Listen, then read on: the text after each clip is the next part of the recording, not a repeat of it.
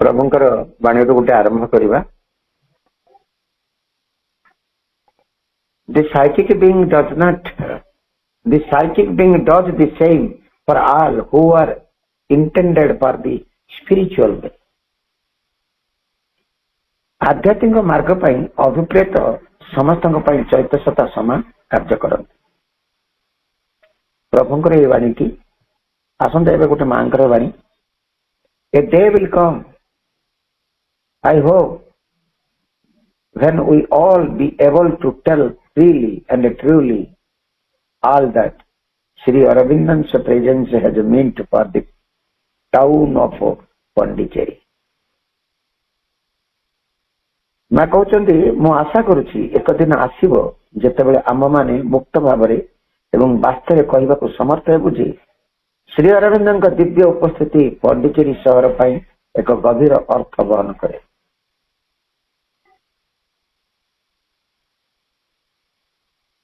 आज अनुजनता किसी कथा में कहवा आज अनुजनता आसी गोटे प्रसंग सबकि पुनर्निर्धारित ए संसार रे जहा कि घटुची सबकि पुनर्निर्धारित प्री प्लानिंग हठात एटी किसी भी घटना आम स्थूल आखि को जहाँ हठात दिशे आम ताको अकस्मात बा एक्सीडेंटली घटला बोली कहू। जो माने दिव्य द्रष्टा से माने ए घटनाटी को बहु आगुरी देखी दी था। जमीती कि कोरोना समय लोक मान मुहरे मास्क लगे घर भितर लुचि रही ए कथा को संत अच्युतानंद दास 15श शताब्दी लिखिले जे दिने एपरी घटव जे दिव्य दृष्टि देखिथिले से दिव्य दृष्टि देखिथिले जे लोक मान मुहरे तुंडी देवे भैरव डाक दब ता भୟରେ लोके घरे लुचिबे से भैरव डाकरे हजार हजार लोक मरीजिबे। मु जेतेबेले मालिकार एई कथाटी 1988 पढ़ी सेतेबेले केतक लोक पचारि यार अर्थ से माने कहिथिले घोर कलिकाल रे गोटे राक्षस भैरव लोक मान को मारी पकाइबो जे मुहरे टुंडी देइथिबो ताको छाड़दबो। 500 वर्ष पूर्व भी कौन घटिव से कथा कहू से कथा बहु आगुरु स्थिरीकृत हो सारी। संत अच्युतानंद लिखिथिले दैतारी ठारू पारादीप पर्यंत गोटे साप शोइथिबो से प्रतिदिन मनीष खाइबो। दैतारी पारादीप पर्यंत 5 नंबर जातीय राजपथ पारादीप बंदर तैयारी समय से रास्ता तैयारी होइछि। प्रायतः दुर्घटना से रास्तार लोक मान आज मरुचंती। एपरिकी आपण मान जीवन में कौन घटिव से सब स्थिरीकृत आपण से रास्तार चली सावधानता निहाती जरूरी। दुर्घटना को एड़ा जाइदब ताहा आंतर दुर्घटना हो बाह्य दुर्घटना हो। ये अनुचिंता की आम पाखक आज आसी भी आम पठन कले। प्रभु मांकर यही बाणी आज अनुचिंता पठन पर आरंभ करने को जाऊँचे आज ऑनलाइन श्री अरविंद एस्पिरेशन पाठचक्र कार्यक्रम। ऑनलाइन श्री अरविंद एस्पिरेशन पाठचक्र महान नायक आमर परम प्रभु श्री अरविंदम दिव्य जननी श्रीमान चरण कमल आमर अनंत कोटि प्रणाम। आज कार्यक्रम उपस्थित रही समस्त भाई बापा मान वंदे मातरम आउ प्रणाम। चलंतु कार्यक्रम आरंभ करवा किसी समय प्रभुंकर मंत्रमयी सावित्री आवृत्ति सहित। आज मंत्रमयी सावित्री उच्चारण पृष्ठ संख्या रही 208। आज मंत्रमयी सावित्री को आवृत्ति करने आम अनुरोध करवा हैदराबाद रु आमर अति प्रिय सरतापंग आम अनुरोध करवा से मंत्रमयी सावित्री पृष्ठ संख्या 208 को पठन कर आम समस्ते पठन सहित आम निरवित ध्यान देवा समस्ते साइलेंस है। अपा आपण मंत्रमयी सावित्री आवृत्ति करो। अपा मा मा मा मा मा मा मा मा Savitri Shri Arvind Book 2, The Book of the Traveler of the Worlds, Canto 7, The Descent into Night, page 208. Agony and danger stalked their trembling prey, and softly spoke as to a timid friend. Attack sprang suddenly, vehement and unseen. Fear leaped upon the heart at every turn, and cried out with an anguished, dreadful voice. It called for one to save, but none came near. It called for one to save, but none came near. All wearily worked, for death was ever close.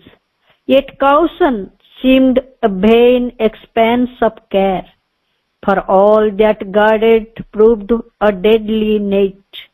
And when after long suspense salvation came, and brought a glad relief, disarming strength, it served as a smiling passage towards fate. There was no truce and no safe place to rest. One dared not slumber or put off one's arms. It was a world of battle and surprise.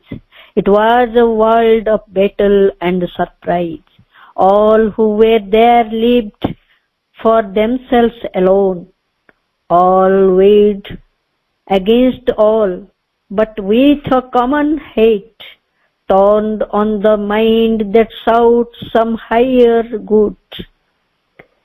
Truth was exiled lest she should dare to speak, and hurt the heart of darkness with her light, or bring her pride of knowledge to blaspheme. The settled anarchy of established things, the settled anarchy of established things. Then the sin changed, but kept its dreadful core. Altering its form, the life remained the same. A capital was there without a state. It had no ruler, only groups that strove. It had no ruler, only groups that strove. He saw a city of ancient ignorance, founded upon a soil that knew not light. There each in his own darkness walked alone. Only they agreed to differ in Abel's paths, to live in their own way for their own selves, or to enforce a common lie and wrong. Their ego was lord upon his peacock seat, and falsehood sat by him, his mate and queen.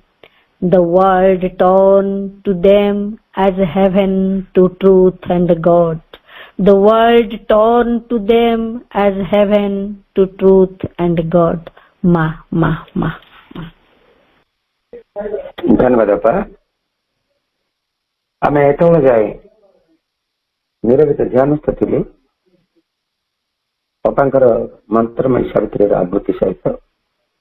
ଆମର ପରବର୍ତ୍ତୀ କାର୍ଯ୍ୟକ୍ରମ ଏକ ଭକ୍ତି ନୈବେଦ୍ୟ ଅର୍ପଣ କରିବା ପ୍ରଭୁ ଓ ମାଙ୍କ ଚରଣ କମଳରେ। ଆଜିର କାର୍ଯ୍ୟକ୍ରମରେ ଭକ୍ତି ନୈବେଦ୍ୟଟି ଅର୍ପଣ କରିବା ପାଇଁ ଆମେ କଡ଼ମିଆ ଯାଜପୁରରୁ ଆମର ଅତିଥି ସୁଜାତ ମହାନାପଙ୍କୁ ଅନୁରୋଧ କରିବା। ଅପା ଗୋଟେ ଭକ୍ତି ନୈବେଦ୍ୟ ପ୍ରଭୁ ଓ ମାଙ୍କ ଚରଣାରବିନ୍ଦରେ ଆପଣ ଅର୍ପଣ କରନ୍ତୁ। ଅପା। ଭାବରାଇ ଜର ଭାବମୟୀ ମୋର ଭାବନାରେ ଜଡ଼ି ଯା ମା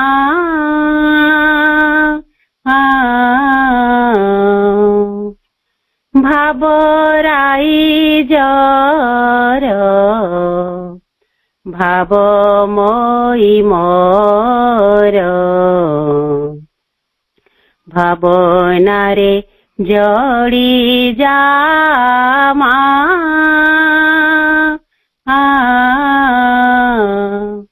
मानस आसने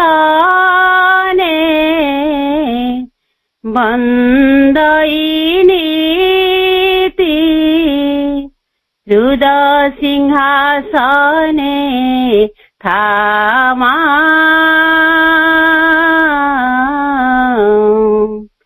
भावराई जर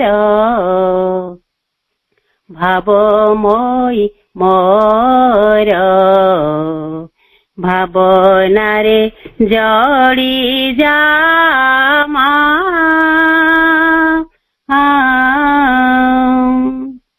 न जानई मंत्र न जानई जंत्र न जानई पूजा आराधना तंत्र अंतर खोली डाकु अछि खाली अंतर खोली डाकु अछि खाली दिवानिसी मुखे मामा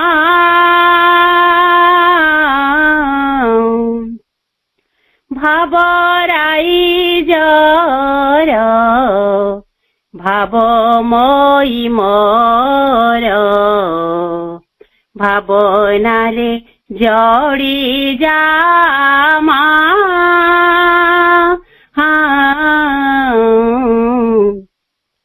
लोड़ा नाही मोर धन जन पद लोड़ा नाही मोर कामना संपद लोड़ा खाली तोरा कृपा मकरंद लोड़ा खाली तोरा कृपा मकरंद जुगे जुगे था साहमा भावराई जर भावमयी मोर भावनारे जड़ी जामा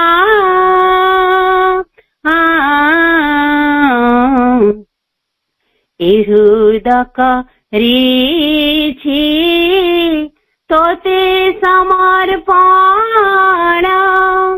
ए सकल कर्म तोहरी भियान तोर इच्छा पूर्ण हे हुए जनान तोर इच्छा पूर्ण हे हुए जनान कर तोर इच्छा जामा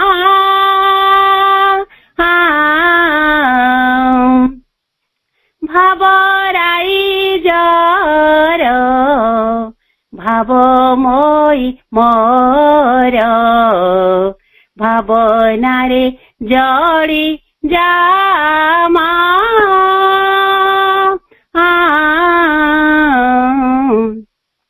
ए सकल सत्ता तोहरी प्रकाश सत्यर सेवा तोहरी विकास ए सकल सत्ता तोहरी प्रकाश सत्यर सेवा तोहरी विकास अविनाशी सत्य करु दिव्य नृत्य अविनाशी सत्य करु दिव्य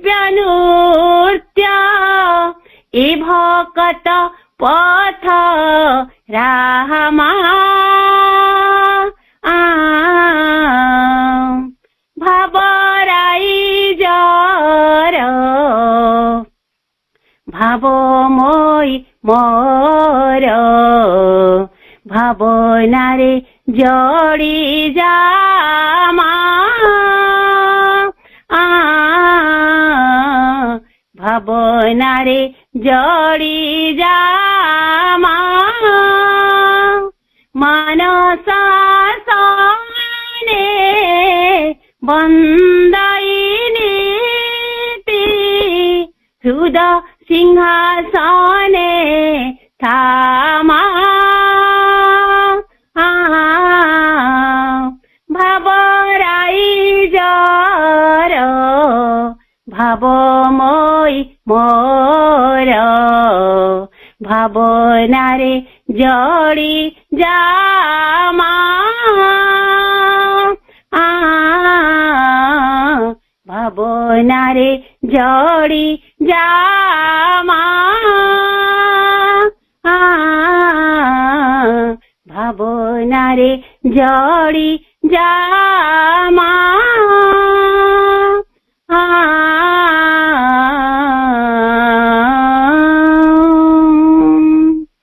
वंदे मातरम। बहुत बहुत धन्यवाद बापा। सुंदर बहु समर्पण भाव सहित वंदना टी आप निवेदन कले प्रभु मां चरण कमल। बहुत हृदय से खुलाई वंदना सब तो तांकरी ध्यान से सब कुछ से परिचालित कर केवल आम हूँ निमित्त मात्र आम हूँ निमित्त मात्र आमर इच्छा किसी हुए सब इच्छा तांकर इच्छा तेणु आमर भी इच्छा जदि आम जो इच्छा करूँ से इच्छा किसी इच्छा तुलन किसी ना एवं से आमर इच्छा हम सी हम अहम इच्छा हम से अहम रो बहिर्भूत दिव्य इच्छा तेणु आम समस्त से दिव्य इच्छा आम सामिल होगा भगवती प्रति आम उन्मूलित रहा एवं जीवन को मधुमेह कुसुमित करने सहित आमको माँ जो चाहते आमको दिव्यतर रूपांतरित करेंगे सहित आम सहयोगी सहयोग करवा सब केवल से ही केवल आम सर्वस्व हूँ ये कामना करवा ये वंदनार भाव बहु समर्पण भाव सहित आप वंदना निवेदन कर बहुत बहुत धन्यवाद। परवर्ती कार्यक्रम आम परम प्रभु श्री अरविंदर गोटे गोटे कविता गुच्छर आम गोटे गोटे कविता में आलोचना धारावाहिक भाव करुले प्रति शनिवार दिन उर्मिला आपा द्वारा केन्द्रापड़ा आम अति प्रिय उर्मिला आपा मझे कई दिन आम उर्मिला आपा कार्य व्यस्त मां कार्य से व्यस्त मां कार्य बर्तमान बहुत कार्य करुँच से तेणु तांकर अनुपस्थित रमेश भाई द्वारा बरगढ़ रमेश भाई द्वारा भी अनेक कविता में आलोचना करूँ एवं पर भाई भी कार्य व्यस्त जो उर्मिला को आम अनुरोध करूँ से प्रभुंकर से महान एवं पवित्र दिव्य ग्रंथ मंत्रमयी सावित्री गोटे बाणी से मंत्रमयी सावित्री संपर्क में माँ जहाँ कहते से तो गोटे विराट काव्य संभार कविता प्रभुंकर से मंत्रमयी सावित्री गोटे पंक्ति को गोटे तारी पर गोटे माँ कही गोटे झाड़ी को reading Savitri is doing my job एटा को आम 5-7 एपिसोड कपा करते भितर आज जागी उठी से आम आलोचना करते गत थर से कंप्लीट कर आज गोटे नुआ विषय नुआ कविता को प्रभुंकर से आलोचना करेंगे गतकाली आमर परम शिवंकर प्रभु शिवंकर महाजागर यात्रा शिवरात्रि पालन करें उजागर रही से चेतना को आम भितर धरी रखीचे से चेतनार दीप आमरी भितर आज प्रज्वलित हो रही से महादीप को आम उठे रखीचे आम अंतर भितर जो दीप से महादीप आज तेजान जलुची से ଶିବଙ୍କ ସମ୍ପର୍କରେ ଆମେ ଗୋଟେ କବିତା ପ୍ରଭୁ ଯାହା ଲେଖିଛନ୍ତି ତାରି ସମ୍ପର୍କରେ ଆଲୋଚନା କରିବା ପାଇଁ ଅପା ଇଶାରା ଦେଇଥିଲେ ଏବଂ କଲେକ୍ଟେଡ ପୋଏମ୍ସ ଅଫ ଶ୍ରୀ ଅରବିନ୍ଦଙ୍କର ସେଇ କବିତା ଶିବ ଶିବ କବିତାକୁ ଆଲୋଚନା କରିବା ପାଇଁ ଆମେ ଅନୁରୋଧ କରୁଛେ ଆମର କେନ୍ଦ୍ରାପଡ଼ାରୁ ଅତି ପ୍ରିୟ ପରିମଳା ଆପଣଙ୍କୁ। ଅପା ଆଲୋଚନାକୁ ଆଗେଇ ଯାଆନ୍ତୁ। ଅପା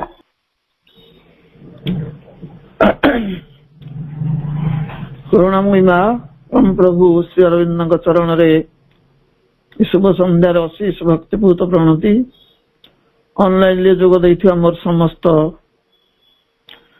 ପାଠଚକ୍ରର ଭାଇ ଭଉଣୀ ମାନଙ୍କୁ ମୋର ହୃଦୟର ଶ୍ରଦ୍ଧା ଓ ସମ୍ମାନ।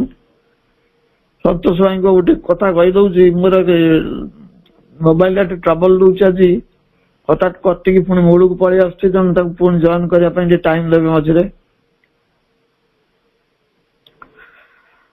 ଶ୍ରୀ ଅରବିନ୍ଦ କଲେକ୍ଟେଡ ପୋଏମ୍ସ ରୁ ଆଜି ଶିବ ସମ୍ପର୍କିତ କବିତାଟି ଉପସ୍ଥାପିତ ହଉଛି। କାରଣ ଗତକାଲି ଆମେ ଜାଗର ମହାରାତ୍ରି ମହାଶିବରାତ୍ରି ପାଳନ କରିଛେ। ଏ ଶିବ ହଉଛନ୍ତି ରୂପାନ୍ତର ଶକ୍ତିର ଗୋଟେ ପ୍ରତୀକ। ଶ୍ରୀ ଅରବିନ୍ଦ ସେଇ ମହତ୍ଵ ପ୍ରଦାନ କରିଛନ୍ତି ଶିବ କବିତାରେ। ଶିବ ଶୀର୍ଷକ ଏହି ସନେଟର ରଚନା କାଳ ହଉଛି 16/9/1939 ମସିହା। ପ୍ରାୟ ପ୍ରଭୁଙ୍କର ଅଧିକାଂଶ କବିତା ଏହି ସମୟରେ ଆତ୍ମପ୍ରକାଶ କରିଛି। ଦ୍ୱିତୀୟ ବିଶ୍ୱଯୁଦ୍ଧର ରଣଦନ୍ଦୁବି ଏବଂ ରୁଦ୍ର ତାଣ୍ଡବର ପ୍ରାକ୍ କାଳରେ କବି ହୁଏତ ସ୍ମରଣ କରିଛନ୍ତି ତାଣ୍ଡବ ପ୍ରିୟ ରୁଦ୍ର ରୂପୀ ଶିବଙ୍କୁ। ବିଶ୍ୱ ଦେବଦେବୀଙ୍କ ସମ୍ପର୍କରେ ନିଗୁଡ ଆଧ୍ୟାତ୍ମିକ ରହସ୍ୟର ଉନ୍ମୋଚନ କବିଙ୍କର ବିଭିନ୍ନ ରଚନାରେ ଆତ୍ମପ୍ରକାଶ କରିଛି। ସେଗୁଡ଼ିକ ହଉଛନ୍ତି, ଗୋଟେ ହଉଛି କୃଷ୍ଣ, ଦି ଷ୍ଟୋନ ଗଡେସ୍, ଦି ହିଲ୍ ଟପ୍ ଟେମ୍ପଲ, ଏମିତି ଅନେକ କବିତା, ଅନେକ ସନେଟ ଯୋଉଥିରେ ବିଶ୍ୱ ଦେବଦେବୀଙ୍କ ପ୍ରସଙ୍ଗରେ ଆଲୋକପାତ କରାଯାଇଛି। କେଉଁ ପ୍ରାଗ ଐତିହାସିକ ବୈଦିକ ଯୁଗରୁ ବିଶ୍ୱ ମାନବ ବିଶ୍ୱ ଦେବଗଣଙ୍କ ଆରାଧନା ଉପାସନା କରିଆସିଛି।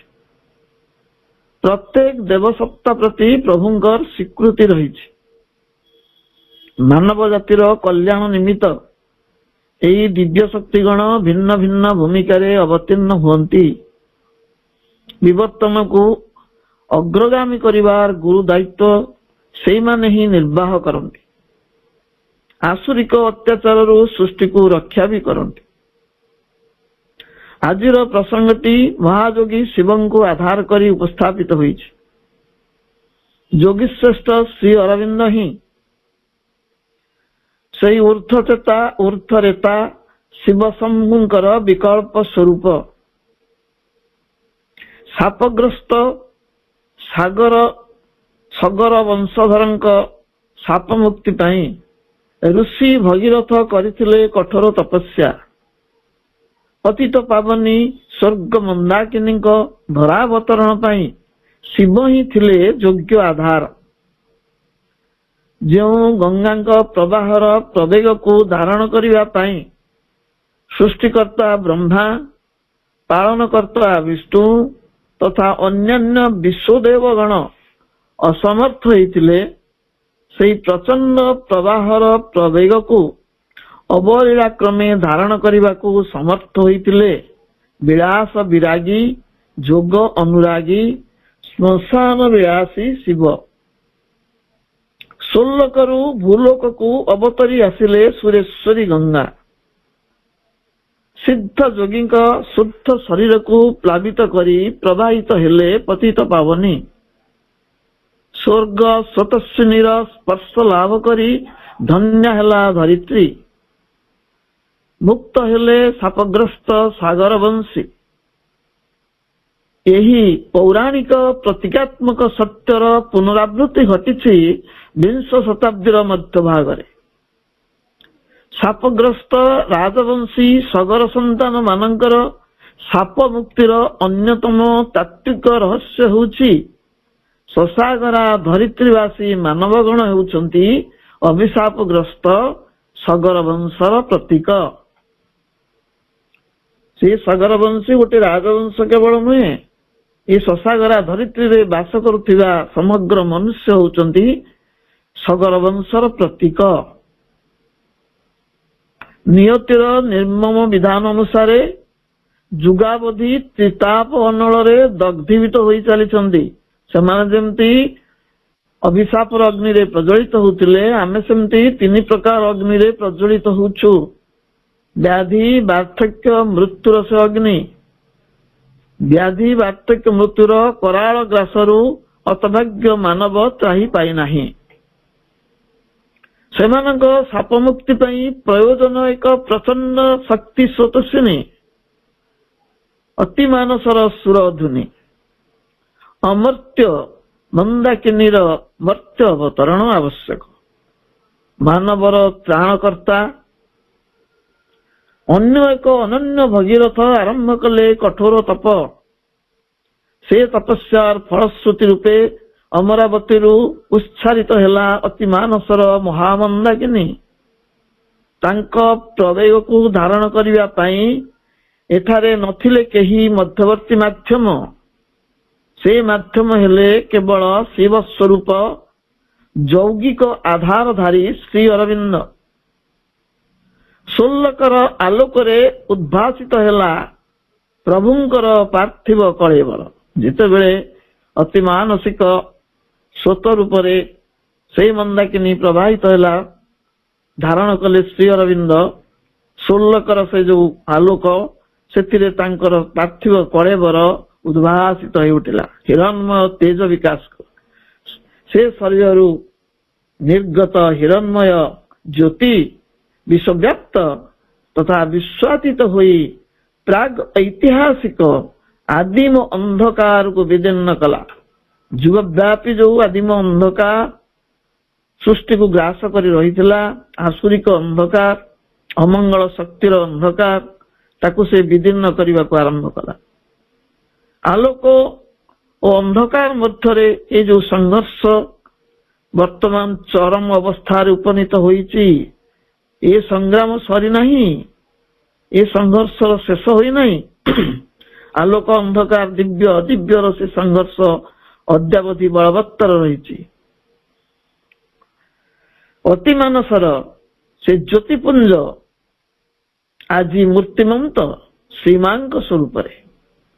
ଅତିମାନସର ଯୋଉ ଜ୍ୟୋତିପୁଞ୍ଜ ଅବତରଣ କଲେ, ସେ ଆଜି ଉପନୀତ ହୋଇଛନ୍ତି ଶ୍ରୀମାଙ୍କ ଶରୀରରେ, ଶ୍ରୀମାଙ୍କ ସ୍ୱରୂପରେ ସେ ଜ୍ୟୋତି ଆବିର୍ଭୂତ। ଅନ୍ତରାଳ ଜଗତରେ ଆଲୋକ ଅନ୍ଧକାର ଜୀବନ ଓ ମୃତ୍ୟୁର ସଂଗ୍ରାମ ଅଦ୍ୟାବଧି ଅବ୍ୟାହତ ରହିଛି।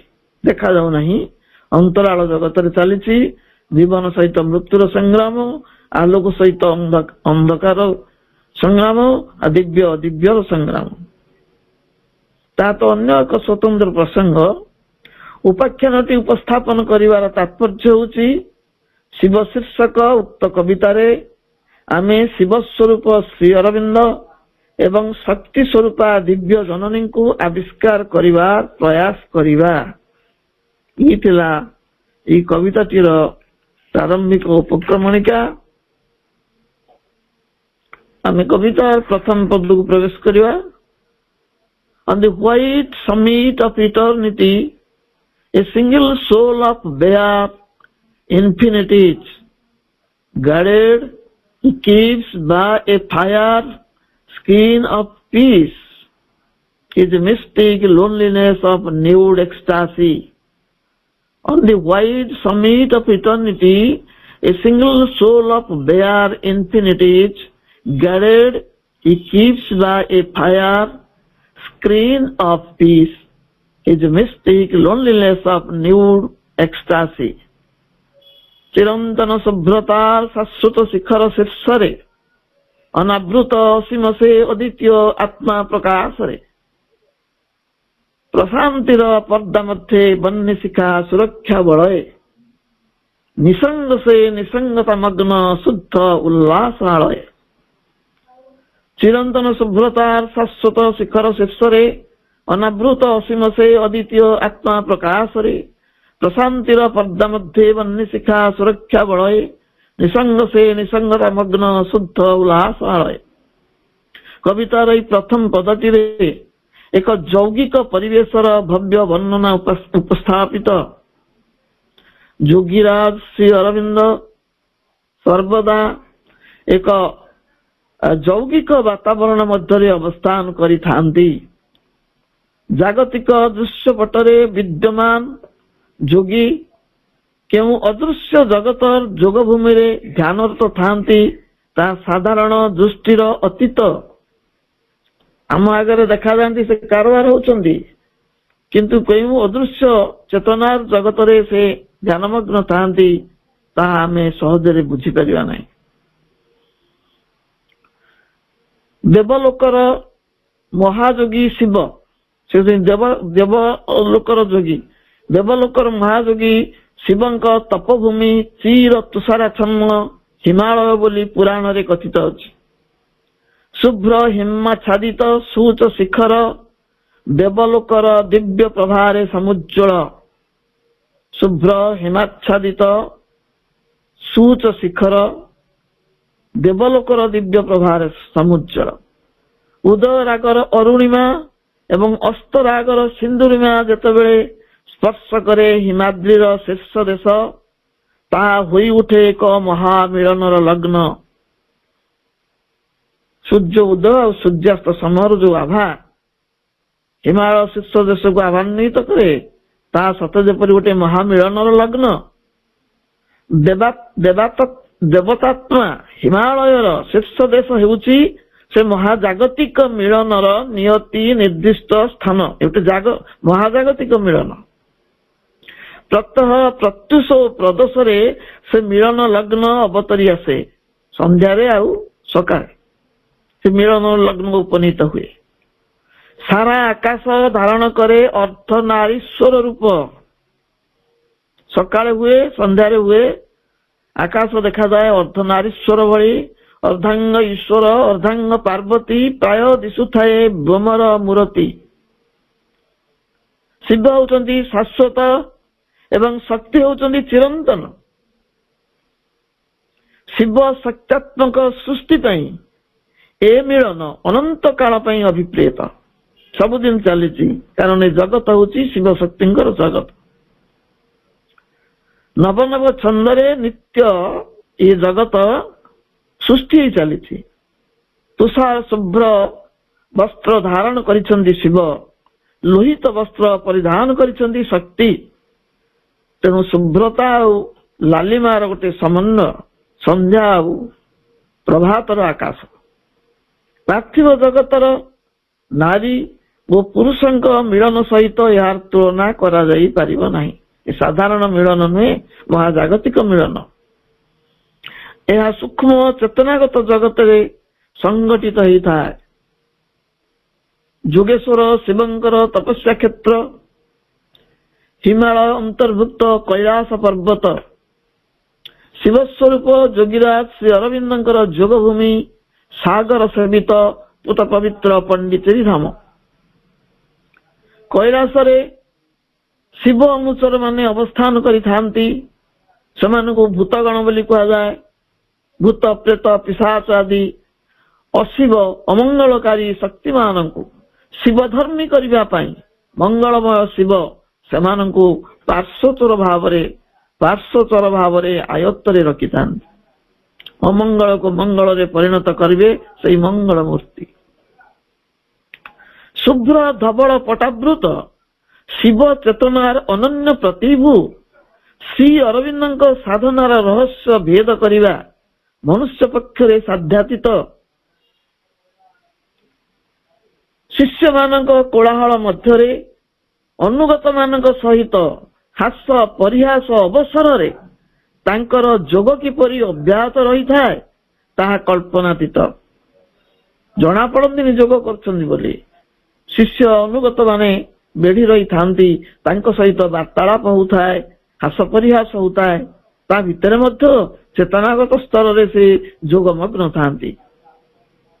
ତାଙ୍କର ଯୋଗ ପାର୍ଥିବ ଜଗତକୁ ପାଶ ହବ କ୍ରୋଧରୁ, ମାନବ ଚେତନାକୁ ଦାନବ କବଳରୁ ଉଦ୍ଧାର କରିବା ପାଇଁ ଉଦ୍ଦିଷ୍ଟ ସେ କାହିଁକି ଯୋଗ କରିଛନ୍ତି? ଏ ଜଗତ ଯୋଉ ପାଶବିକ ଅତ୍ୟାଚାରରେ ଅଛି ସେଥିରୁ ମୁକ୍ତ କରିବେ। ମାନବ ଚେତନା ଦାନବ ଦ୍ୱାରା ଅଧ୍ୟୁଷିତ ହୋଇଛି, ତାର ଚେତନାକୁ ମୁକ୍ତ କରିବେ। ଶିବ ଶକ୍ତି ଯେପରି ଅଦ୍ୱୈତ ଚେତନା, ମା ଶ୍ରୀ ଅରବିନ୍ଦ ସେଇଭଳି ଯୁଗ୍ମ ଚେତନାର ଏକକ ଅଭିବ୍ୟକ୍ତି ଶିବ ଓ ଶକ୍ତି ଅର୍ଦ୍ଧନାରୀଶ୍ୱର ଭାବରେ ଅଦ୍ୱୈତ ଚେତନା।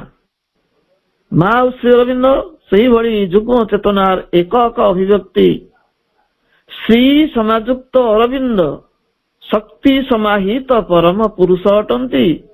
ତାଙ୍କ ନାମ ସହିତ ଶ୍ରୀ ଯୁକ୍ତ ହେଇଛି ମାନେ ସେ ଶକ୍ତି ସମାହିତ। ଶ୍ରୀ ହିଁ ମାତୃଶକ୍ତିର ପ୍ରତୀକ। ଶ୍ରୀ ଅରବିନ୍ଦ ନାମଟି ଉଚ୍ଚାରଣ କଲେ ଚେତନାରେ ଉଦ୍ଭାସିତ ହୁଏ ଯୁଗ୍ମାବତାର ଶ୍ରୀମା ଶ୍ରୀ ଅରବିନ୍ଦଙ୍କର ଯୁଗଳ ମୂର୍ତ୍ତି। এই ପ୍ରଥମ ପଦଟିର ଆକ୍ଷରିକ ଅର୍ଥ ହେଉଛି ଚିରନ୍ତନ ଶୁଭ୍ରତାର ପ୍ରତୀକ। ହିମାଦ୍ରୀର ଶିଖର ଦେଶ ହେଉଛି ଯୋଗପ୍ରିୟ ଶିବଙ୍କର ଯୋଗଭୂମି। ହିମାଦ୍ରୀର ଶିଖରରେ ସେ ଯୋଗ ସାଧନ କରନ୍ତି। ସେଠାରେ ସୃଷ୍ଟିର ଅଶିବ ଅର୍ଥାତ୍ ଅମଙ୍ଗଳ ପ୍ରତିହତକାରୀ ଶିବ ଚେତନାର ବିପୁଳ ବିସ୍ତାର। ସେଠି ବିସ୍ତାରିତ ହୋଇଛି ଶିବ ଚେତନା, ଯାହା ସୃଷ୍ଟିର ଅଶିବ ବା ଅମଙ୍ଗଳକୁ ନାଶ କରିବ। ପ୍ରତ୍ୟେକ ଜୀବ ମଧ୍ୟରେ ଶିବ ଚେତନାର ଅଧିଷ୍ଠାନ, ମାତ୍ର ତାହା ଅଜ୍ଞାନ କବଳିତ। ପ୍ରତ୍ୟେକ ଜୀବ ମଧ୍ୟରେ ଶିବ ଅଛନ୍ତି, କିନ୍ତୁ ଚିହ୍ନି ପାରୁନା ଆମେ ଅଜ୍ଞାନ ବଶରେ। ପ୍ରତ୍ୟେକ ଜୀବାତ୍ମା ଶିବାତ୍ମା ହେଲେ ମଧ୍ୟ ଆତ୍ମ ଆବିଷ୍କାରରେ ବିଫଳ। ପ୍ରତ୍ୟେକ ଜୀବ ଶିବ ହେଇଛନ୍ତି, କିନ୍ତୁ ସେ ଶିବଙ୍କୁ ଆବିଷ୍କାର କରିବାରେ ବିଫଳ। ପ୍ରଶାନ୍ତିର ପର୍ଦ୍ଦାନ୍ତରାଳରେ ସୁରକ୍ଷିତ ଅବସ୍ଥାରେ ଯୋଗ ରୂପକ ଅଗ୍ନି ପ୍ରଜ୍ୱଳିତ ହେଉଛି। ଯୋଗାଗ୍ନି ପ୍ରଜ୍ୱଳିତ ହେଉଛି। ପ୍ରଗାଢ଼ ନିସଙ୍ଗତା ମଧ୍ୟରେ ମଗ୍ନ ସେ ଦିବ୍ୟ ଚେତନା। କେହି ନାହାନ୍ତି, ନିସଙ୍ଗ ଅବସ୍ଥା। ଆତ୍ମାନନ୍ଦରେ ସେ ତଲ୍ଲୀନ ବିଭୋର।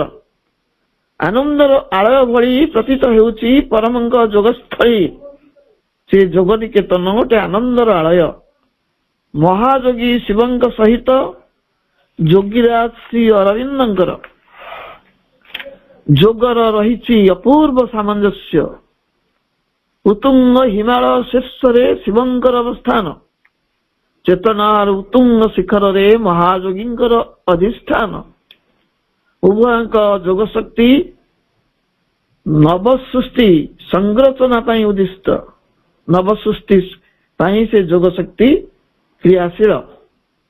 ପୌରାଣିକ କିମ୍ବଦନ୍ତୀ ଅନୁସାରେ ପ୍ରଳୟକର୍ତ୍ତା ଶିବଙ୍କ ଦ୍ୱାରା ପୁରାତନ ସୃଷ୍ଟିର ବିଲୟ ଘଟେ।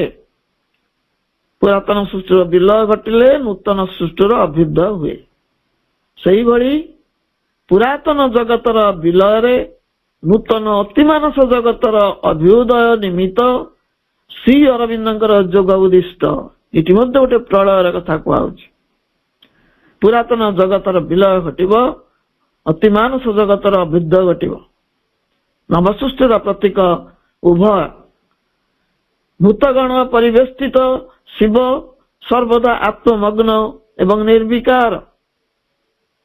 ଗଣମାନଙ୍କର କୁହାଟ କୋଳାହଳ ସେ ଦିବ୍ୟାତ୍ମାଙ୍କ ପ୍ରଶାନ୍ତିକୁ ଭଙ୍ଗ କରିପାରେ ନାହିଁ। ଶିବ ଭୂତଗଣକୁ ଗଣ ବୋଲି କୁହାଯାଏ। ସେମାନେ ସବୁବେଳେ କୋଳାହଳରତ ଥାନ୍ତି, କିନ୍ତୁ ସେମାନଙ୍କର କୋଳାହଳ ବା କୁହାଟ ଶିବଙ୍କର ଧ୍ୟାନ ଭଙ୍ଗ କରିପାରେ ନାହିଁ। ସେହିପରି ଅଗଣିତ ଅନୁଗତଙ୍କ ଗହଣରେ ଥାଇ ମଧ୍ୟ ମାନବାତ୍ମାଧାରୀ ମହାଯୋଗୀ ଆତ୍ମଲୀନ ଯୋଗାରୂଢ। ଆତ୍ମଲୀନ ହିଁ ଯୋଗାରୂଢ ଥାନ୍ତି। ଚେତନାର ଅଦୃଶ୍ୟ ଇଲାକାରେ ତାଙ୍କର ତୁରୀୟ ଅବସ୍ଥାନ। ସଙ୍ଗୀ ଶିଷ୍ୟ ସମାବୃତ ହୋଇ ମଧ୍ୟ ତାଙ୍କର ଦିବ୍ୟ ଚେତନା ନିସଙ୍ଗତାରେ ତଲ୍ଲୀନ। ସଙ୍ଗ ମଧ୍ୟରେ ଥାଇ ମଧ୍ୟ ସେ ନିସଙ୍ଗ। କୋଳାହଳ ମଧ୍ୟରେ ଥାଇ ମଧ୍ୟ ସେ ନୀରବ ନିସ୍ତବ୍ଧ। ଇଏ ହେଲା ପ୍ରଥମ ପଦର ସାରାଂଶ। ଆମେ ଦ୍ୱିତୀୟ ପଦକୁ ଅଧ୍ୟୟନ କରିବା। But tossed an immense delight to be He looks across unending depths and sees, musing amid the inconscient silences, the mighty mother's dumb felicity. But tossed an immense delight to be, he looks across unending depths and sees, musing amid the inconscient silences, the mighty mother's dumb felicity. ଅନନ୍ତ ଅତଳ ମଧ୍ୟରେ ଦେଖୁଛନ୍ତି ଚକ୍ଷୁଦ୍ୱୟ ମେଲି, ଅନନ୍ତ ଅତଳ ମଧ୍ୟରେ ଦେଖୁଛନ୍ତି ଚକ୍ଷୁଦ୍ୱୟ ମେଲି, ଧ୍ୟାନରତା ନିଶ୍ଚେତନା ଅତିଥିର ଗର୍ଭଗୃହ ଖୋଲି, ନିଥର ସେ ନୀରବତା ମଧ୍ୟରେ ତାଙ୍କ ସ୍ନାନ ଅବଶେଷେ ଶକ୍ତିମୟୀ ଜନନୀଙ୍କ ମୁଖ ମୌନ ତୃପ୍ତିର ଆବେଶେ। ଅନନ୍ତ ଅତଳ ମଧ୍ୟରେ ଦେଖୁଛନ୍ତି ଚକ୍ଷୁଦ୍ୱୟ ମେଲି, ଧ୍ୟାନରତା ନିଶ୍ଚେତନା ଅତିଥିର ଗର୍ଭଗୃହ ଖୋଲି, ନିଥର ସେ ନୀରବତା ମଧ୍ୟରେ ତାଙ୍କ ସ୍ନାନ ଅବଶେଷେ ଶକ୍ତିମୟୀ ଜନନୀଙ୍କୁ ମୁକ ମୌନ ତୃପ୍ତିର ଆବେଶେ। ଧ୍ୟାନରତ ମହାଯୋଗୀ ତାଙ୍କର ଧ୍ୟାନ ମୁଦ୍ରାରେ ମୁଦ୍ରିତ ନେତ୍ରଦ୍ୱୟ ଉନ୍ମୁକ୍ତ କରି ଅର୍ଦ୍ଧ ଲୋକର ଅତଳ ଗହ୍ୱରକୁ ଦୃଷ୍ଟି ନିକ୍ଷେପ କରିଛନ୍ତି, ତଳକୁ ଚାହିଁଛନ୍ତି। ନିଶ୍ଚେତନାର ସେ ଗମ୍ଭୀରା ଗହ୍ୱରକୁ, ଯୋଉ ଗମ୍ଭୀରାଟି ନିଶ୍ଚେତନାର ସେ ଗମ୍ଭୀରା ଗହ୍ୱର ଅଚିତି ଅଧ୍ୟୁଷିତ ଗୋଟେ ସାମ୍ରାଜ୍ୟ, ନିଶ୍ଚେତନାର ସେ ଗମ୍ଭୀରା ଅଚିତି ଅଧ୍ୟୁଷିତ ସାମ୍ରାଜ୍ୟ, ନିରନ୍ଦ୍ର ତମିସାର ଏକ ଗହ୍ୱର, ଅସମାପ୍ତ ନିଶିଥିନୀ ମଧ୍ୟରେ ନିଶ୍ଚିତି ଧ୍ୟାନରତା। ରାତି ପାଉନାହିଁ, ଅନ୍ଧାର ଘେରି ରହିଛି, ସେଠି ନିଶ୍ଚିତି ମାନେ ଅଚେତନା ମଧ୍ୟ ଧ୍ୟାନରତ ହେଇଯାଇଛି। ନିଥର ନୀରବତାର ମହାସମୁଦ୍ରରେ ମଗ୍ନ ହୋଇ ସତେ ଯେପରି ମହାକାଳ ସ୍ନାନ ସମାପନ କରୁଛନ୍ତି, ଏକ ନୀରବତାର ସ୍ନାନ କରୁଛନ୍ତି ମହାଯୋଗୀ। ଶୁଣୁଛନ୍ତି ଏକ ଅଜ୍ଞାତ ପଦଧ୍ୱନି। ସେ ସ୍ନାନ କରିସାରିଲା ପରେ ତାଙ୍କ କାନରେ ଗୋଟିଏ ପଦଧ୍ୱନି ବାଜିଛି। କେହି ଜଣେ ଅନ୍ଧକାର ମଧ୍ୟରୁ ଆତ୍ମପ୍ରକାଶ କରୁଛନ୍ତି। ତାଙ୍କୁ ଲାଗୁଛି ଅନ୍ଧାର ଭିତରୁ କେହି ଜଣେ ଆତ୍ମପ୍ରକାଶ କରୁଛନ୍ତି। ଅର୍ଦ୍ଧ ନିମୀଳିତ ନେତ୍ରରେ ଦେଖୁଛନ୍ତି ମହାଶକ୍ତି ମାତାଙ୍କର ଦିବ୍ୟ ଆବିର୍ଭାବ। ଆଖିଟି ଅର୍ଦ୍ଧ ମୁଦ୍ରିତ, ତା ଦେହରେ ଦେଖୁଛନ୍ତି ମହାଶକ୍ତି ମାତାଙ୍କର ଆବିର୍ଭାବ ଘଟୁଛି। ମୌନତାର ମୁକ ନୀରବତା ଘେରି ରହିଛି। ସେହି ନୀରବତାର ଆବେଶରେ ମନ୍ତ୍ରମୁଗ୍ଧ ମହାଯୋଗୀ ହୁଏତ ଧ୍ୟାନ ମୁଦ୍ରାରେ ସେ ଶୁଣୁଛନ୍ତି ସୃଷ୍ଟିର ଅତଳ ଗର୍ଭରୁ ଏକ ଆବାହନର ଆକୁତି। କେହି ଯେମିତି ନିବେଦନ କରୁଛି, ସୃଷ୍ଟିର ଅତଳ ଗର୍ଭରୁ ଆହ୍ୱାନ କରୁଛି। ଜ୍ଞାନ ଭାଙ୍ଗି ନିଶ୍ଚେତନାର ସେହି ଗହ୍ୱର ମଧ୍ୟକୁ ସେ ଦୃଷ୍ଟି ନିକ୍ଷେପ କରିଛନ୍ତି। ଅଚିତିର ଅବରୁଦ୍ଧ ଗର୍ଭଗୃହ କ୍ରମଶଃ ଉନ୍ମୋଚିତ ହେଉଛି। ନିଶ୍ଚେତନାର ସେହି ଗର୍ଭଗୃହଟି ଖୋଲି ଖୋଲି ଯାଉଛି। ଅତି ଚେତନ ମହାଯୋଗୀ ଅଚେତନା ଅଭ୍ୟନ୍ତରକୁ ପ୍ରବେଶ କରୁଛନ୍ତି। ଅତି ଚେତନ ମହାଚେତନାର ଅଧିକାରୀ ଯୋଉ ମହାଯୋଗୀ ଅଚେତନା ଅଭ୍ୟନ୍ତରକୁ ପ୍ରବେଶ କରୁଛନ୍ତି। ଉପଲବ୍ଧି କରିଛନ୍ତି କାହାର ଏକ ମୌନ ଉପସ୍ଥିତି। କେହି ଜଣେ ଅଛନ୍ତି ସେଠି। ସୂଚିଭେଦ୍ୟ ଅନ୍ଧକାର ମଧ୍ୟରେ କିଏ ସେହି ଜ୍ୟୋତିର୍ମୟୀ ଶକ୍ତିମୟୀ ମାତାଙ୍କର ଦିବ୍ୟ ଆବିର୍ଭାବରେ ମନ୍ତ୍ରମୁଗ୍ଧ ମହାଯୋଗୀ ପରମ ତୃପ୍ତିର ଆଦେଶରେ ତଲ୍ଲୀନ ହୋଇ ଉଠୁଛନ୍ତି। ଶିବ ଆବିଷ୍କାର କରୁଛନ୍ତି ଶକ୍ତିଙ୍କୁ। ଅମଙ୍ଗଳ ସେଇ ଇଲାକାରେ ମଙ୍ଗଳମୟୀ ମାତା ଆବିର୍ଭୂତ ହୋଇ ମଙ୍ଗଳ ମୂର୍ତ୍ତି ଶିବଙ୍କୁ ସାକ୍ଷାତ କରିଛନ୍ତି। ଇଲାକାଟି ହଉଛି ଅମଙ୍ଗଳର, ଆବିର୍ଭୂତ ହେଇଛନ୍ତି ମଙ୍ଗଳମୟୀ ମାତା ଏବଂ ସାକ୍ଷାତ କରୁଛନ୍ତି ମଙ୍ଗଳ ମୂର୍ତ୍ତି ଶିବଙ୍କୁ। ଶିବ ଶକ୍ତି ଅର୍ଥାତ୍ ପ୍ରକୃତି ପୁରୁଷଙ୍କର ଭବ୍ୟ ମିଳନର ସେ ଦିବ୍ୟ ମୁହୂର୍ତ୍ତକୁ ରୂପକଳ୍ପ ଦେଇଛନ୍ତି ଋଷି କବି ଆଲୋଚ୍ୟ ଆଲେଖ୍ୟରେ। ଶିବଶକ୍ତି ପ୍ରକୃତି ପୁରୁଷ ତାଙ୍କର ସେ ଯୋଉ ମିଳନର ମୁହୂର୍ତ୍ତକୁ ଏଠି ଉପସ୍ଥାପନ କରିଛନ୍ତି ତାଙ୍କର ଏଇ କବିତାରେ। ଏହି ପ୍ରତୀକାତ୍ମକ ଉଲ୍ଲେଖର ତାତ୍ପର୍ଯ୍ୟ ହଉଛି ଶିବ ଚେତନାଦୀପ୍ତ ଶ୍ରୀ ଅରବିନ୍ଦ ଯୋଗାରୂଢ ଅବସ୍ଥାରେ ନିଶ୍ଚେତନାର ଗହରକୁ ଭେଦ କରିଥିଲେ। ମାନବାତ୍ମାର ଦରଦୀ ବନ୍ଧୁ ବିଶ୍ୱ ମାନବଙ୍କ ବେଦନାରେ ବିଗଳିତ ହୋଇ ତାର କାରଣ ଓ କାରକ ମାନଙ୍କୁ ଆବିଷ୍କାର କରିବା ନିମିତ୍ତ ଅମଙ୍ଗଳ ଅଧ୍ୟୁଷିତ ସେ ଦୁର୍ଗମ ସ୍ଥଳୀକୁ ଯୌଗିକ ଚେତନାରେ ଯାତ୍ରା କରିଥିଲେ। ଚିରକାଳ ସେ ହେଉଛନ୍ତି ମାନବର ବନ୍ଧୁ। ତାର ବେଦନାର କାରଣ ମାନଙ୍କୁ ଏବଂ କାରକ ମାନଙ୍କୁ, ଯୋଉମାନେ ସେ ଅମଙ୍ଗଳ ସୃଷ୍ଟି କରୁଛନ୍ତି, ତାଙ୍କୁ ଆବିଷ୍କାର କରିବା ପାଇଁ ତାଙ୍କର ଯୌଗିକ ଚେତନାରେ ସେ ଯାତ୍ରା କରିଥିଲେ, ଯୋଗମଗ୍ନ ଅବସ୍ଥାରେ ଯାତ୍ରା କରିଥିଲେ ସେଇ ଦୁର୍ଗମ ଅଭ୍ୟନ୍ତର ଅଞ୍ଚଳକୁ। ତାର ପ୍ରତିକାର ବିଧାନ ପାଇଁ ମହାଶକ୍ତିଙ୍କୁ ସେ ଆବାହନ କରିଥିଲେ। ସେ ଦେଖିଲେ ପ୍ରତିକାର ଯିଏ କରିବେ ସେ ହେଉଛନ୍ତି ମହାଶକ୍ତି, ଆଦିଶକ୍ତି। ନିଶ୍ଚିଦ୍ର ନିଶ୍ଚେତନା ମଧ୍ୟକୁ ଅବତରି ଆସିଥିଲେ ଅତି ମାନସର ମହାଜ୍ୟୋତି, ସୃଷ୍ଟିର ସର୍ବମୟ କର୍ତ୍ରୀ ସ୍ୱୟଂ ଆଦିମାତା। ଇଏ ହେଲା କବିତାର ଦ୍ୱିତୀୟ ପଦ। ତୃତୀୟ ପଦକୁ ଆମେ ଅଧ୍ୟୟନ କରିବା। Half now awake she rises to his glance, then moved to circling by her heart beats will.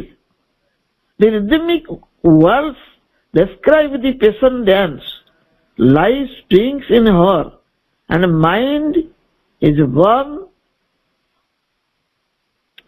her fair. Half now awake she rises to his glance, then moved to circling by her heart beats will. The rhythmic words describe the passion dance. Life springs in her, and mind is born her face. अर्थ जागरिता रूपे आविर्भूता तांको नेत्रपथे। अर्थ जागरिता रूपे आविर्भूता तांको नेत्रपथे चक्रवत प्रवर्तन्ति हृत्स्पंदन सर्व तांको इच्छा मते। तांको रास लास्य छंदे छंदबोध भुवन सकले संभविला प्राणधारा उत्सरिला मन तांको ठारे। अर्थ जागरिता रूपे आविर्भूता तांको नेत्रपथे चक्रवत प्रवर्तन्ति हृत्स्पंदन सर्व तांको इच्छा मते। तांको रास लास्य छंदे छंदबोध भुवन सकल संभविला प्राणधारा उत्सरिला मन तांको ठारे। महाशक्ति जेपरी अर्थ जाग्रत अवस्था अछंती, इच्छामयी इच्छा अनुसार हृत्स्पंदन गतिशील होउछि। निज हृदयर सही स्पंदन जेपरी वृत्ताकार आरोहणर संकेत दउछि। स्पंदन हेउछि जीवनर संकेत। चक्रवत जीवन चक्र घूर्णायमान होउछि।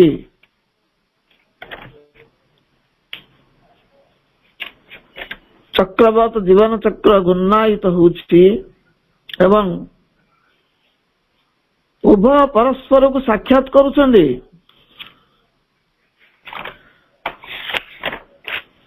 महाशक्ति जेपरी अर्ध जाग्रत अवस्था आगे आछन्ति।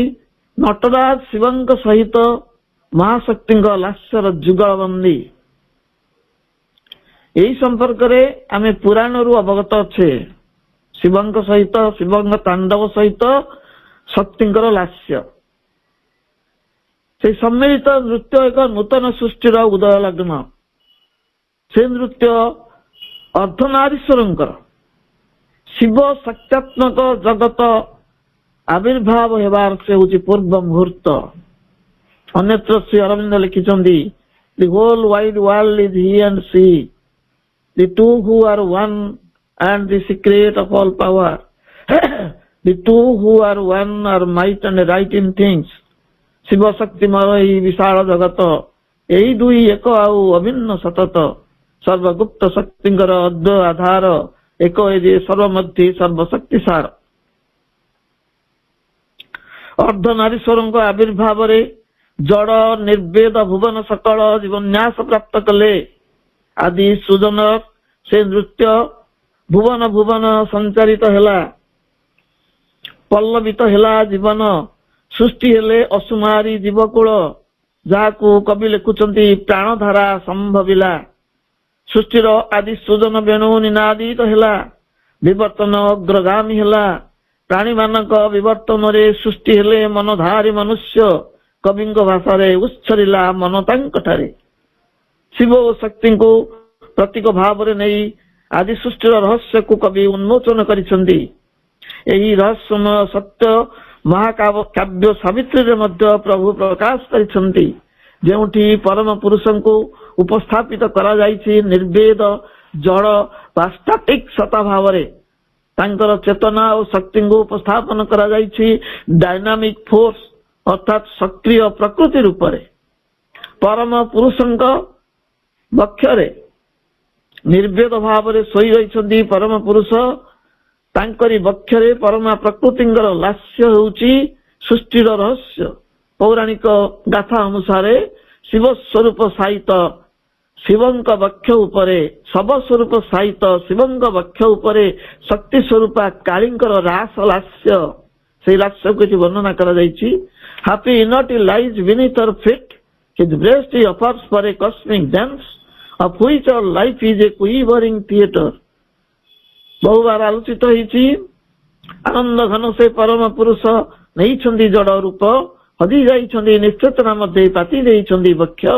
ଲାସ୍ୟମୟୀ ସେ ପ୍ରକୃତି ଜନନୀ ରଚୁଛନ୍ତି ବିଶ୍ୱଲୀଳା, ଜୟରୁ ସ୍ଫୁରିତ ନିଖିଳ ଜୀବନ ଉଲ୍ଲସିତ ହବ ସୁନ୍ଦର। ଠିକ ସେହିପରି ମିରାକଲ୍ସ ଅଫ୍ ବାର୍ଥ, ମିରାକଲ୍ସ ଅଫ୍ ବାର୍ଥ ପଦ୍ଧତିରେ ମଧ୍ୟ ପ୍ରଭୁ ବିବର୍ତ୍ତନର ତଥ୍ୟ ଉତ୍ଥାପନ କରିଛନ୍ତି। କିନ୍ତୁ ଏହାର ପୂର୍ବ ପୃଷ୍ଠଭୂମି ହେଉଛି ଜଡର ଗର୍ଭାଶୟ ମଧ୍ୟକୁ ଶକ୍ତିଙ୍କର ପ୍ରବେଶ। ଯେମିତି ଗହ୍ୱର ମଧ୍ୟକୁ ମହାଶକ୍ତି ଅନୁପ୍ରବେଶ କଲେ, ଠିକ ସେମିତି ଜଡର ଗର୍ଭାଶୟ ମଧ୍ୟକୁ ଶକ୍ତିଙ୍କର ପ୍ରବେଶ। ତାଙ୍କରି ସ୍ପର୍ଶରେ ଚେତନାର ଜାଗରଣ, ଉଦ୍ଭାବନ ଏବଂ ଉର୍ଦ୍ଧାରୋହଣ। ପଙ୍କପ୍ରସ୍ଥର ମନ ମଧ୍ୟ ଦେଇ ଆତ୍ମଶକ୍ତିର ଅଭିଯାତ୍ରା। ଜଡର ତିମିରାଚ୍ଛନ୍ନ ଗହ୍ୱର ମଧ୍ୟକୁ ମହାଶକ୍ତିଙ୍କ ଅବତରଣର ସତ୍ୟଟି ଏଠାରେ ମଧ୍ୟ ପ୍ରତିପାଦିତ।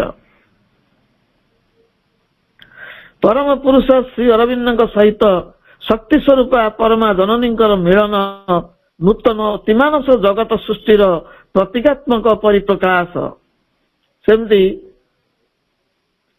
ଶିବଶକ୍ତିଙ୍କ ମିଳନ ଭଳି ପରମ ପୁରୁଷ ଶ୍ରୀ ଅରବିନ୍ଦଙ୍କ ସହିତ ଶକ୍ତି ସ୍ୱରୂପା ପରମା ଜନନୀଙ୍କର ମିଳନ ନୂତନ ଅତିମାନ ସୃଷ୍ଟିର ଗୋଟେ ପ୍ରତୀକାତ୍ମକ ସ୍ୱରୂପ। ଇଏ ହେଉଛି ତୃତୀୟ ପଦ। ଚତୁର୍ଥ ପଦରେ ପ୍ରଭୁ ଲେଖିଲେ, she lives to him who is herself until the spirit lives into the spirit's embrace. She lives to him who is herself until the spirit lives into the spirit's embrace. ଆପଣା ସ୍ୱରୂପେ ଚିହ୍ନି ଚାଲିଲେ ସେ ତାଙ୍କରି ସମୀପେ, ଆଶ୍ରୟ ଆଶ୍ରୟ ତାଙ୍କ ଆତ୍ମଦାନ ତାଙ୍କରି ସ୍ୱରୂପେ। ଆପଣା ସ୍ୱରୂପେ ଚିହ୍ନି ଚାଲିଲେ ସେ ତାଙ୍କରି ସମୀପେ, ଆଶ୍ରୟ ଆଶ୍ରୟ ତାଙ୍କ ଆତ୍ମଦାନ ତାଙ୍କରି ସ୍ୱରୂପେ। ଅର୍ଥାତ୍ ଊର୍ଦ୍ଧ୍ୱମୁଖୀ ଗତି ତାଙ୍କ ପରମାତ୍ମା ସାନ୍ନିଧ୍ୟ ସକାଶେ ସେ ଦୁଇ ଅଭିନ୍ନ ଆତ୍ମା ବଦ୍ଧ ହେଲେ ନିବିଡ଼ ଆଶ୍ରୟ।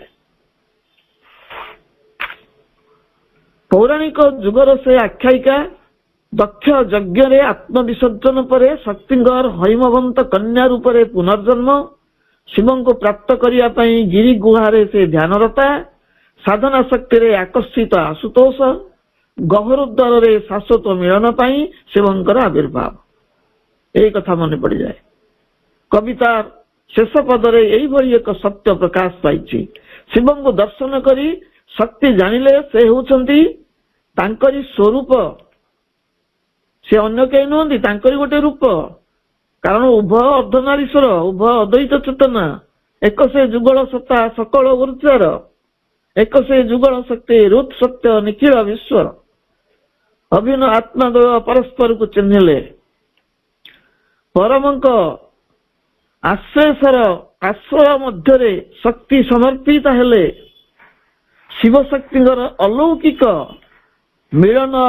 ମିଳନରେ ସେଇ ନବୀନ ଛନ୍ଦରେ ସୃଷ୍ଟି ପଲ୍ଲବିତ ହେଲା।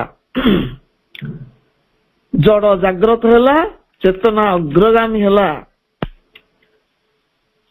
ସେମାନେ ଯେତେବେଳେ ପରସ୍ପରକୁ ଭେଟିଲେ, ସାବିତ୍ରୀରେ ସେ କଥା ଉଲ୍ଲେଖ କରିଛନ୍ତି ପ୍ରଭୁ, in a wide movement of two souls that meet, she felt her being flew into him as in waves a river pours into a mighty sea। ଦିବ୍ୟ ଆତ୍ମା ଦ୍ୱୟଙ୍କର ସୁପ୍ରଶସ୍ତ ମିଳନ ମୁହୂର୍ତ୍ତେ ତରଙ୍ଗର ଉଚ୍ଛ୍ୱାସରେ ସତେଅବା ସତା ତାଙ୍କ ଭାସିଯାଏ ସ୍ରୋତସ୍ୱିନୀ ଏକ ଆପଣାକୁ ଢାଳି ଦିଏ ଶକ୍ତିଶାଳୀ ଅନନ୍ତ ସାଗରେ। ଏହି ଦିବ୍ୟ ଅନୁଭବ ଆସିଥିଲା ଜନନୀଙ୍କ ଅନ୍ତର ସତାରେ। ଏଇଭଳି ଗୋଟେ ଅନୁଭବ ମା କରିଥିଲେ ସେତେବେଳେ। ଏଠାରେ ସ୍ମରଣକୁ ଆସେ ଶିବ ଓ ଶକ୍ତିଙ୍କ ପ୍ରତୀକାତ୍ମକ ଅବତାର ଶ୍ରୀ ଅରବିନ୍ଦ ଓ ଶ୍ରୀମାଙ୍କର ପ୍ରଥମ ସାକ୍ଷାତର ସେଇ ଦୃଶ୍ୟ।